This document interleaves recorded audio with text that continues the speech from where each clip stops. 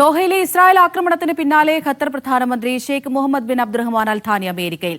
White ഹൌസിൽ US state secretary Marco റൂബിയോയുമായി കൂടിക്കാഴ്ച നടത്തുന്നു. ഇതിനുശേഷം യുഎസ് പ്രസിഡന്റ് ഡൊണാൾഡ് ട്രംപിനെ കാണും. പ്രധാനമന്ത്രിയുടെ കൂടെ ദേശീയ സുരക്ഷാ സംഘവുമുണ്ട്. ഗസ വിഷയവും ചർച്ചയാകും. ഖത്തറിന് പിന്തുണയറിയിച്ച നിരവധി ലോകരാഷ്ട്ര നേതാക്കൾ ദോഹയിലെത്തി. ഇസ്രായേൽ ഉപസ്ഥാനപതിയെ വിളിച്ചുവരുത്തി UAE പ്രതിഷേധമറിയിച്ചു.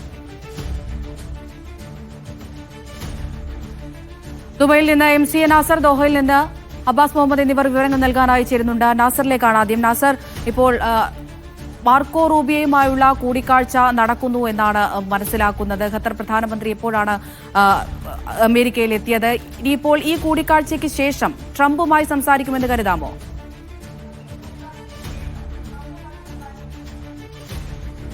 അവിടുത്തെ വളരെ തിരക്കിട്ട കൂടിയാലോചനകളും ചർച്ചകളുമാണ് ഇപ്പോൾ വൈറ്റ് ഹൌസ് കേന്ദ്രമായിട്ട് തുടർന്നുകൊണ്ടിരിക്കുന്നത്. കാരണം ഇന്ന് വൈകിട്ടോടുകൂടി അമേരിക്കയുടെ ഏറ്റവും പ്രധാനപ്പെട്ട എല്ലാ നേതാക്കളെയും ഖത്തർ പ്രധാനമന്ത്രി നേരിട്ട് തന്നെ കാണുന്നുണ്ട്. ഇതിൽ ഏറ്റവും പ്രധാനപ്പെട്ട 3 കാര്യങ്ങളാണ് ഈ ചർച്ചയിൽ കടന്നു വരുന്നത്.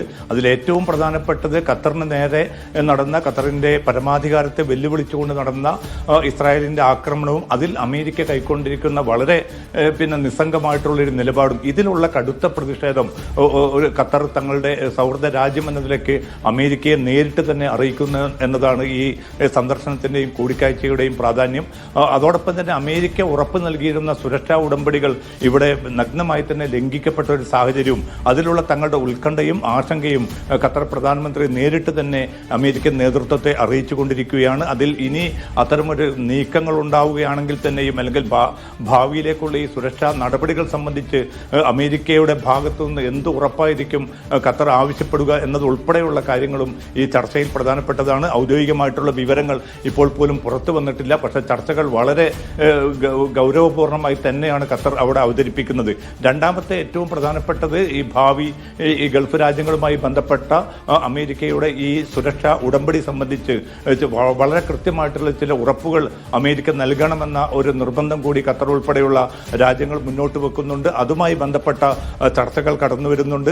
പ്രധാനമായിട്ടും അമേരിക്കയുടെ പോലും സൈനിക താവളമുള്ള ഒരു സ്ഥലത്ത് പോലും ഈ അർത്ഥത്തിൽ ഇസ്രായേലിന്റെ കടന്നുകയറ്റം വരുമ്പോൾ അതൊരു സ്റ്റേറ്റ് ഭീകരത മാത്രമാണ്.